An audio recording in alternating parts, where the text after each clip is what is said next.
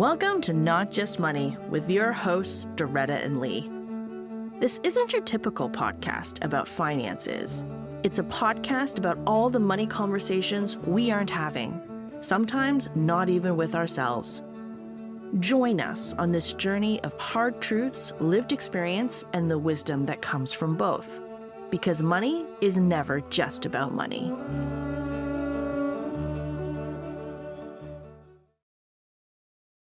Hey Lee, so Victoria Day weekend and mid-May heat wave. How'd you celebrate? You know me, I love a good summer activity, and I took my daughter and her 4 BFFs to Center Island. Pro tip, really should have reapplied sunscreen. I remember for the kids, but I got super sunburnt. So it will be the summer of weird tans. You? Quiet. I went to the opera. Love and Death, Aren't they all? pretty much. Well, no love and death here. Well, maybe. But we are going to talk about some pretty big emotions, so saddle up. There's a forced segue if I've ever heard one. I tried. But yeah. Okay, so today is about emotion because it plays such a significant role in financial wellness that specifically we're going to dig into shame. Yeah, and we've referred to it a lot, maybe even kind of on the periphery and given some examples and some ideas how to curb emotions, like slow yourself down. But truth be told, Doretta and I had this like wild lunch while we delved into this, and I have to say, knowing the definition of what this was really helped me to understand what I was personally feeling. And we are hoping that this helps our listeners the same way. It forced a lot of introspection for me and a lot of self-evaluation. We haven't really done a specific dive on emotion, so that's where we're going to go today. And specifically on what I think is the most toxic emotion when it comes to managing your money confidently and well, and that's shame. Because shame can it can drive you, but it can also prevent you from doing things that are not in your best financial interests. I mean, heck, not just our best financial interests, our best interests, period. Yeah, agreed. But note, we are not psychologists. And as fascinating as it is to explore psychology big picture, let's agree to focus most of our attention on its impact on financial wellness. Maybe basement psychologists, but we can't ignore the psychology of it because, well, money is never Never just just about about money, money. right? And it's not just about the numbers, right? We'll talk about income, expenses, saving, debt, all that stuff, but it's also about our emotional relationship with money and what we believe ourselves capable or not capable plays a huge role in this. All the feelings, exactly. I mean, two people earning the same income can have completely different financial lives. And that difference is generally fueled by their emotions. Like, are you a glass half full or a glass half empty person? Oh no, let's not start that conversation. We know where that's going. Um, yeah, and there are those behaviors that are driven not by what you need or what you value, but by that underlying emotion. Like when we talk about overspending to regulate stress, lifestyle creep because the spend enhances status, even compulsive saving and doing without because you never feel safe or because you might feel unworthy. Or even self sabotage because you don't believe you deserve better or that you deserve better but don't want to put in the work. It's wonderfully complex. Yeah, I don't think it comes as any big surprise that psychologists and behavioral economists have concluded that emotions have this huge impact on financial behavior, from risk taking, impulse buying, saving, spending, all that stuff. Not to mention the marketers. Ooh. I know. Doretta always says this as a, reformed marketer herself. I mean, they know all about emotion, right? How to use your feelings to get you to do things most of the time to buy, buy, buy, of course. And one of the most powerful emotions of all is the one we're gonna dig into right now, and that's shame, because shame is so painful. It isn't just about us as individuals, it's about how we feel in relation to other people, our identity, our status, whether we feel safe, whether we feel competent, worthy of love. Deep, deep, deep, deep down, it's about belonging. And I think shame is so painful. That's why it can be so powerful driving our actions and in stopping us from acting, like into that freeze mode or hide mode. I think we need to start by defining what shame is. And I mean, this was a huge learning experience for me too, because it often lurks unexamined beneath our actions. It's like I'm trying to teach my daughter we need to recognize and name our exact feelings. But truth be told, when we started this conversation, I didn't know what shame really was. I've been mixing it with embarrassment, which thankfully Doretta, our queen of words and history, educated me on. So here is what I learned from this process. Shame is that horrible feeling that you yourself are somehow defective, inadequate, unworthy, or fundamentally flawed. A term they use is "I am bad" to describe the sense shame gives you. I think it's really important here to understand the difference between shame and guilt because people can use those words interchangeably. Shame and guilt are related for sure, but they're still really different emotions. Guilt is about behavior.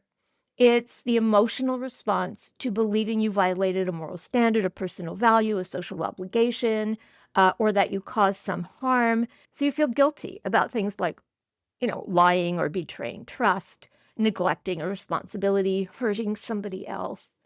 It's interesting that for Doretta, shame is tied inextricably to guilt. But that's not where I went. I actually went to embarrassment. And I wonder if this is one of those like East and West differences. I mean, Doretta, raised as a Catholic, probably defaulted to guilt. I'm, again, making a leap here. But my Eastern upbringing is very much rooted in face, the whole idea of saving face. And so I went to embarrassment as a gateway to shame. And that realization actually blew my mind. Maybe shame and guilt maybe really is a Catholic thing, because after our conversation, it's kind of famously there are a lot of jokes about it, right? But after you and I had our long conversation about this, I then had a very similar conversation with my husband, who's from good Calvinist stock. He also went straight to embarrassment, which is kind of interesting. But anyway, going back to defining guilt, guilt is basically about the negative emotions you feel when you act against your values, community values, your personal values, or whatever. Yeah, so it's about something that you did. And that means it's something you can make up for or learn from. And psychologists actually think of it as potentially healthy, at least when it's in proportion to what you did. So it's about conscience, really. Yeah, exactly. But shame's different. It's not about the action, it's about you. It can actually start with things like guilt or embarrassment, and then they can evolve into shame. But shame's about the person, not about the action. And maybe it'd be useful here to think about their evolutionary roots because guilt and shame both arise from the fact that we are social animals. We're dependent on belonging to our group. I mean, for most of human history, people needed to be part of a group to survive. I mean, it was literally life and death. So, as I understand it, guilt and shame both come out of that need to belong and be accepted by our group, to have a place in that group.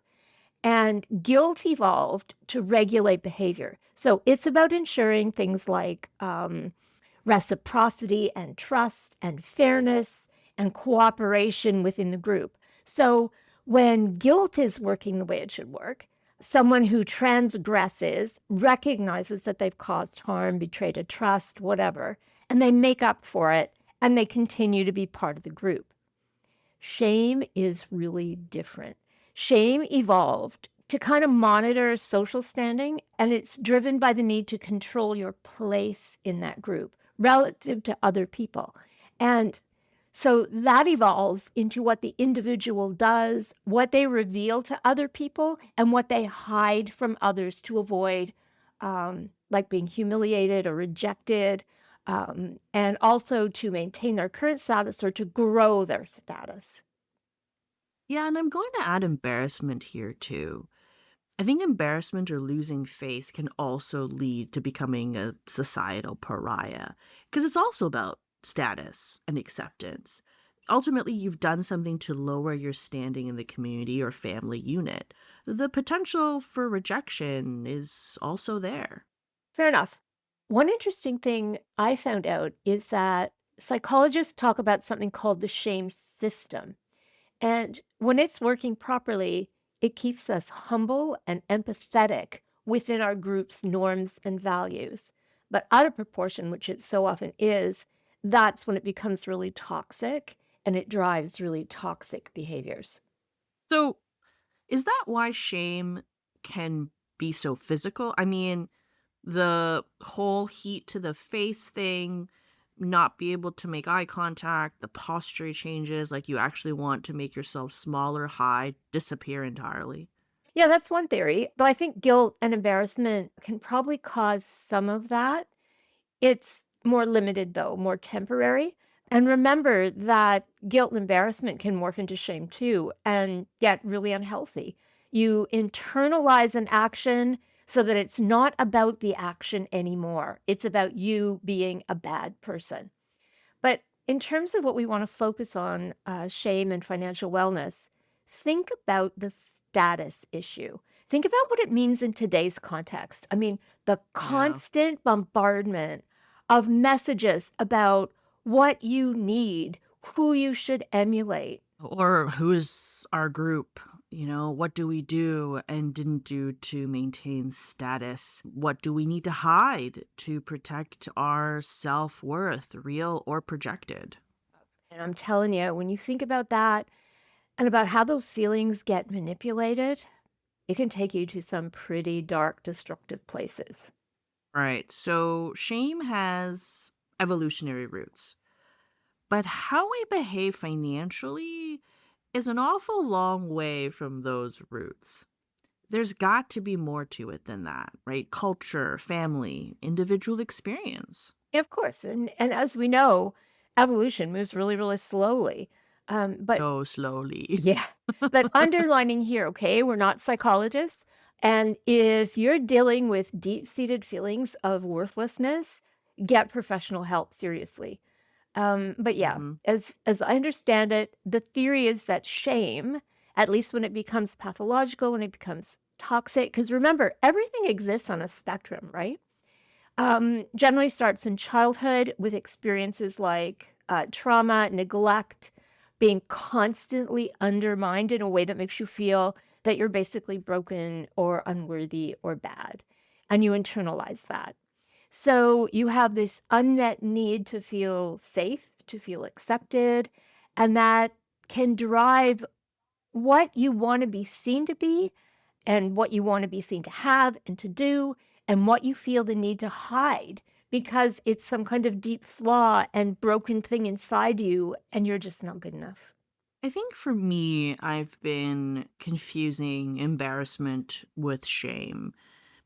And I've been really thinking back to this, and the only memory I have that fits this definition of shame would be when I was a teenager. And I'm not sure, again, we aren't psychologists, if this is related to hormones or just general teen angst. But there was a brief time where I felt worthless. My father had been gone, left the country for a fairly long time by then. My brother was an ass and liked to put me down, as all older siblings do. Um, and I felt adrift, untethered, and I had thoughts of, "I am not good at anything, I have no future." But I think that's when I ultimately found my tribe in a weird way. I got really active in partisan politics of all things, and I never looked back. But when I think about these moments, I would often define them as insecurities or moments of self doubt. It never occurred to me to label them as shame. Yeah, I mean, remember that shame doesn't have to be toxic. It can be moderate, it can pass, we can move on from it. So maybe the definition doesn't matter as much. I don't know. But what I do know is that the smallest things can leave surprisingly deep, well, I guess memories, if not scars. I've never told this story to anyone before, but here goes. I went to a pretty fancy college on a scholarship and lots of private school kids who came from very, very different backgrounds than I did. And mostly I was very, very happy there. But I will never forget an early moment when I felt I didn't belong and I would never, ever belong. It was during the first week, and the dean of women came and sat beside me at lunch. Now, I was pretty shy then, still finding my way, 17 years old. Hmm. And she did Yep. the obligatory thing that you do, asking me about where I was from, what I was studying, what I wanted to do in the world.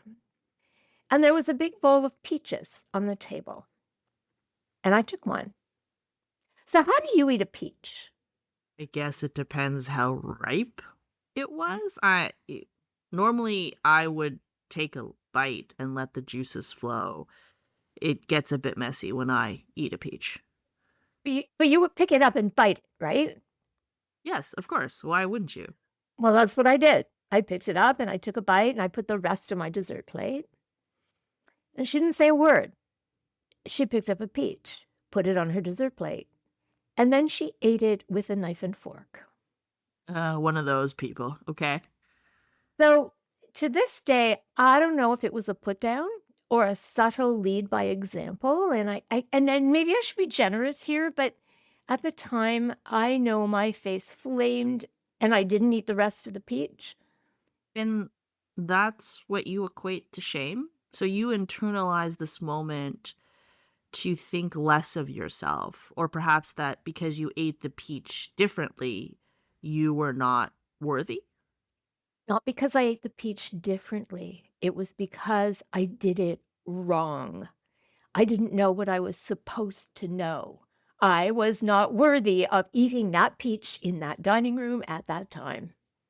I mean, I'm so sorry. That sounds like an awful experience or something to think about Inc- quietly inside yeah. at that age too, right? Like I think again, my example was also I think I was younger during that period, but I think it goes back to some of our formative years and some of the things that we internalize and how that affects us later on in life and things that we actually have to overcome. And I feel like a lot of these moments we literally had to find our way out of or get over to become the people we have ultimately become.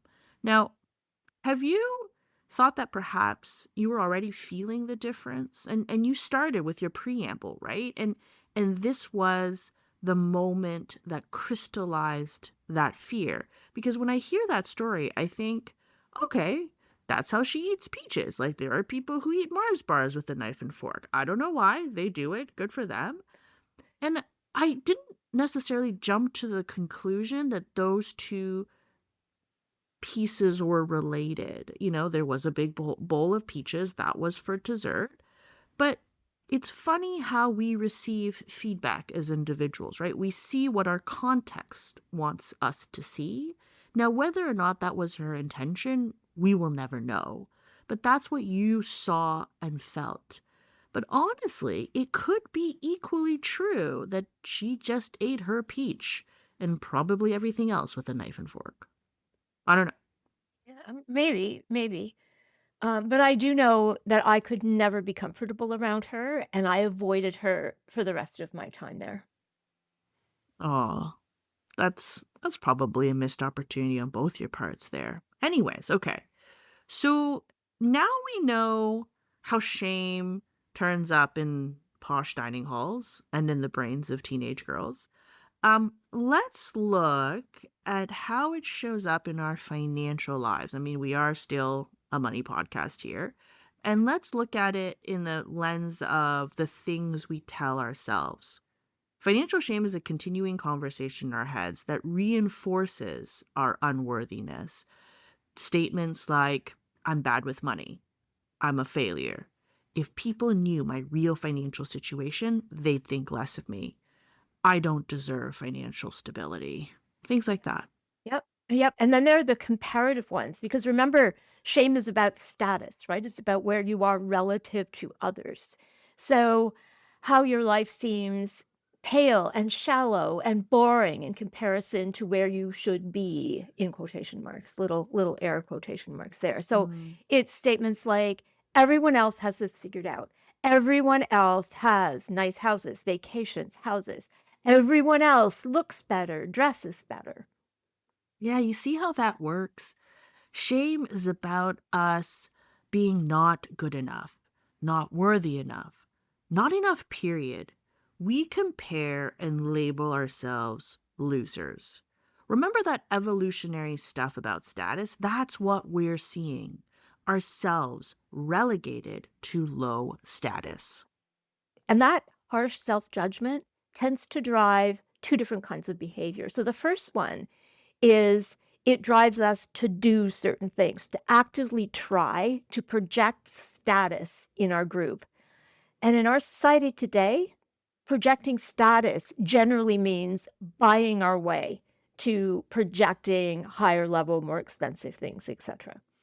The second thing it can lead us to do is freeze, hide from the repercussions of those actions because it's all about our own failure, our own unworthiness. That's why we can't ask for help. We don't deserve it. And just think about that for a minute. Project status in our group. What does that even mean today? Who is our group? And I've asked this before. It's not just our family anymore, our friends or colleagues. And I know we've said this before, but we are comparing ourselves to a whole online world of curated vacations, luxury kitchens, passive income gurus, 30-year-old self proclaimed millionaires retiring early and taking their kids to the park. No wonder ordinary life can feel like such a failure. Okay, so let's look at how shame can affect how we make financial decisions specifically. Remember what we said from an evolutionary perspective that shame, when it works properly, should keep us part of the group, keep us humble, keep us empathetic. But it sure doesn't seem to work that way today. It does not. I think one of the most dangerous behaviors that shame can drive is status spending, which is when we actively spend to hide shame and cover up our insecurities. So things like, luxury purchases, overspending on gifts, pretending to be wealthier than we are, indulging in quote unquote retail therapy. You can check out a previous episode in our podcast about that. And this can tip us over the edge to financing lifestyles that we can't afford to begin with and definitely can't afford to sustain. Shame can also drive people to hide and avoid their financial situation, especially if you've fallen into the financing of an unsustainable lifestyle. And my definition of unsustainable lifestyle or what you can afford. Basically, if you can't afford to pay off your credit cards every month, you can't afford it. Anyway, off my little soapbox. What the behavior looks like is avoiding, your bank statements, taxes, debt collectors, not taking the calls, but also you're avoiding making positive steps that can help things improve. Like you delay making any kind of decision about investments or even about budgeting. So shame can keep you from asking for help when you need it.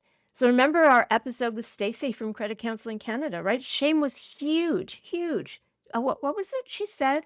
It takes like an average of something like 3 to 5 years before people reach out for help.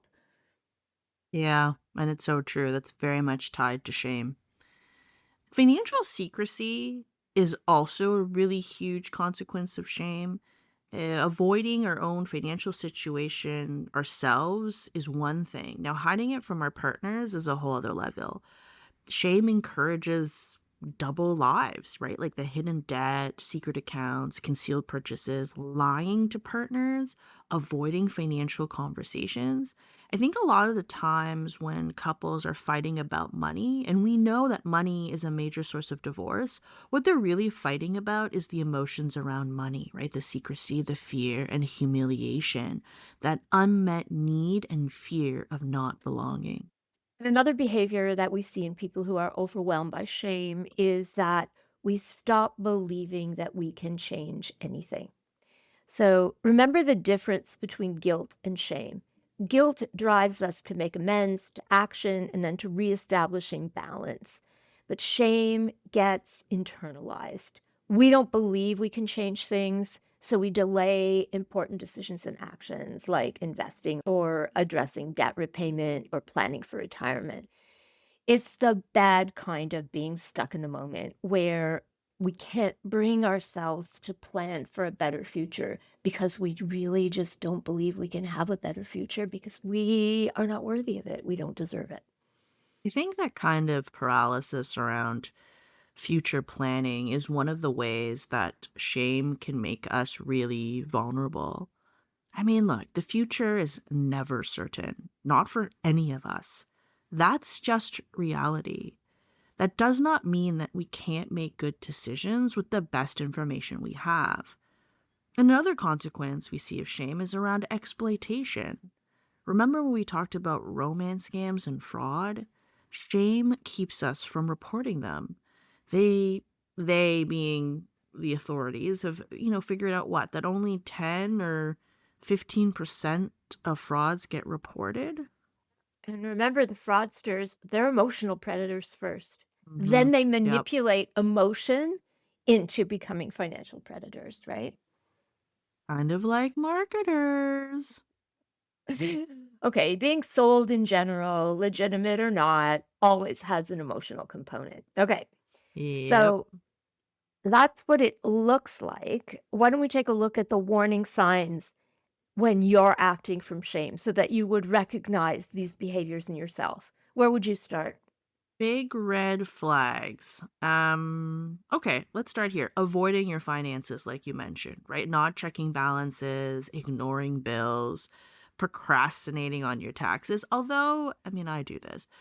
And for me, it's not about the shame. I think it's the delaying of the shock of the bill. So sometimes it's a little bit more nuanced than that. But you still Or you still pay it on time, right? You don't put off paying your yes. taxes for I have one friend for years. Years. Not a good idea. Oh, fair enough. I still pay it on time. I do it before the deadline, but I do procrastinate until probably the last 2 weeks. Or even, oh, here's another one, refusing to calculate debt totals because a lot of people who have a lot of debt, there's in a lot of different places and they don't combine them. So they think, oh, I have a little bit here, a little bit there, a little bit there. It's not so bad. But when you put it together, you're like, holy bananas, that's a huge number. And related to that, you hide information. So you minimize your purchases, you hide debt from someone else, and you pretend in general that things are better than they are. We always know when that happens, it doesn't get better. It's like, the people who hide from the truth think, well, if I don't acknowledge it, it's not there. Like, that's not how reality works. Anyways, um, I would also pay attention to changes in your spending patterns that are tied to your emotions. Like, you're spending after a rejection of any sort, or when you're very stressed or lonely. It's that thinking of, I deserve this, purchases after difficult days. More dangerously, but along the same continuum, using things like gambling, speculative investing, compulsive scrolling to regulate your moods. Yeah, I think that can also be related to dopamine, which I feel like is also our favorite topic. And with just dealing with boredom too. Um, I'd say another red flag is intense defensiveness. Simple money discussions like, oh, did you get a coffee today? Should not feel like attacks on your character.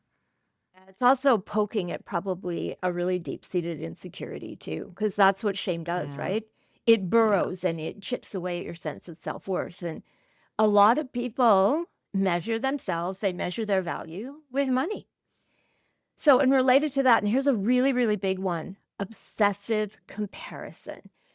Constant social comparison, that sort of envy spiral, feeling like you are somehow behind in life. Yeah, and the reality is we're always in front of someone and behind somebody else, literally. And it can be a number of things, right? Whether that's career, what you think your self-worth is compared to somebody else.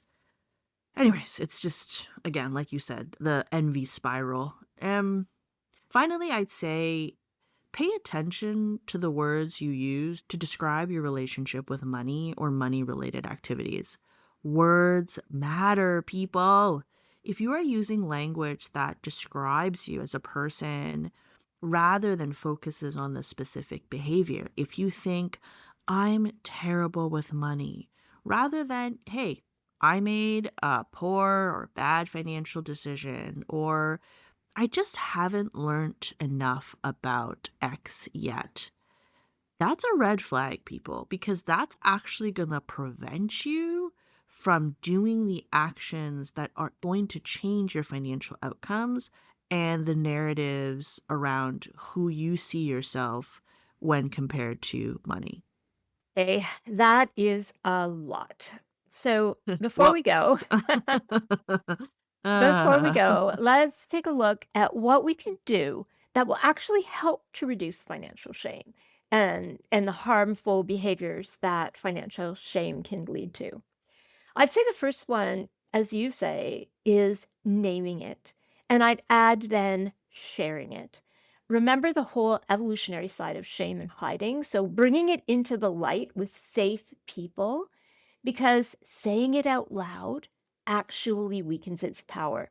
So take that scary step and reach out to, a trusted friend, your partner, a therapist if you need one, a financial counselor, somebody who will listen without judgment and then help you address the reality of the situation. Yeah, I think the without judgment piece is really important because that's really what that deep-seated fear is Yep. about. And I know there is someone in your life that you can trust at that level. And if you don't, there are professionals for this. So get the help that you need. The other thing I'd add is, focus on separating your identity from the behavior. One or several mistakes does not shape your identity. Bad financial decisions do not have to be permanent. They're going to hurt, but it doesn't have to be forever. So unless you stop working at it and walk away, then yes, that is forever and that is permanent. Do not let things define you. It is not you. Many of us are carrying around a lot of shame based on things that were never in our control to begin with. Whether or not you've suffered through family money trauma, economic stability at any point in your life, layoffs, divorce, illness, immigration pressures, predatory lending experiences, financial literacy that you were never taught. It may be hard, but you can do this. Yeah, I mean, take little steps towards owning your own financial situation. The little steps are the beginning of the journey. So start with checking your balances regularly, opening mail immediately, tracking spending without judgment, creating simple plans instead of perfect plans. Go back to our basic episodes on saving and spending and making a budget. Remember, financial wellness is the product of planning and consistency. That's where you want to be.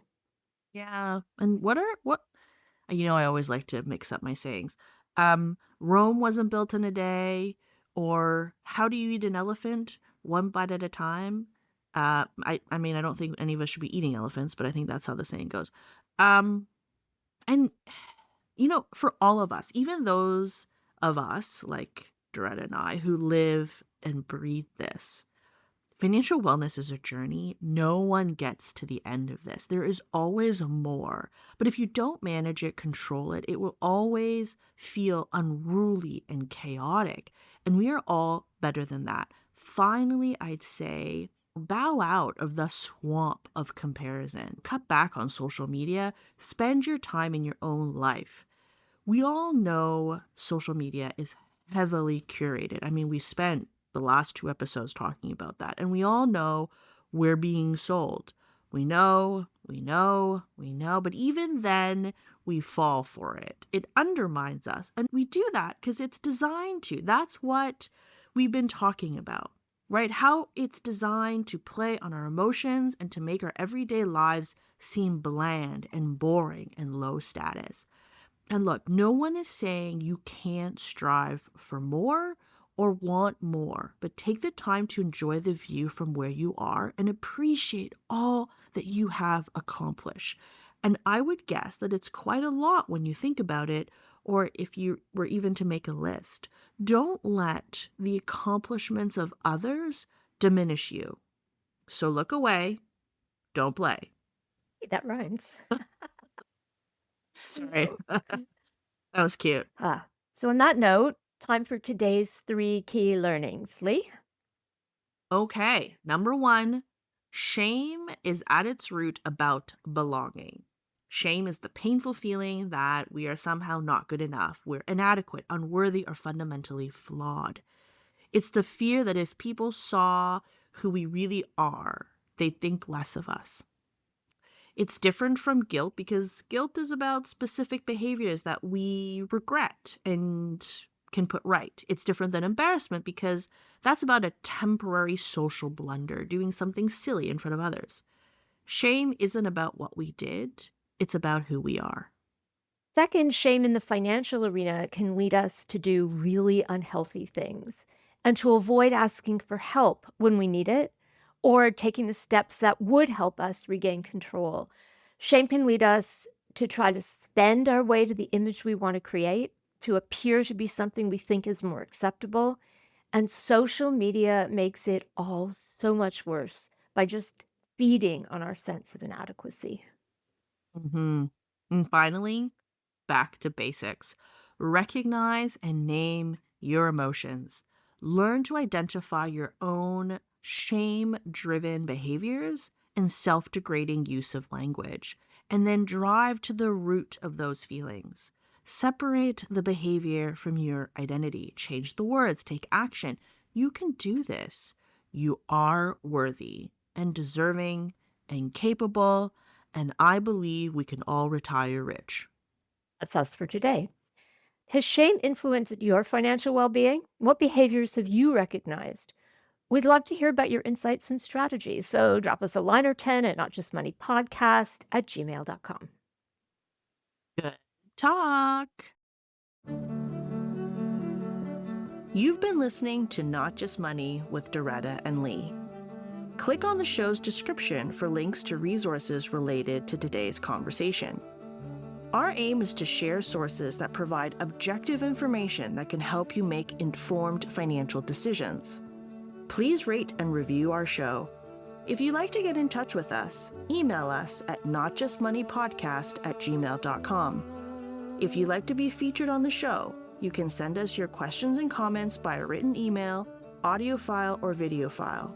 Please include your name and city.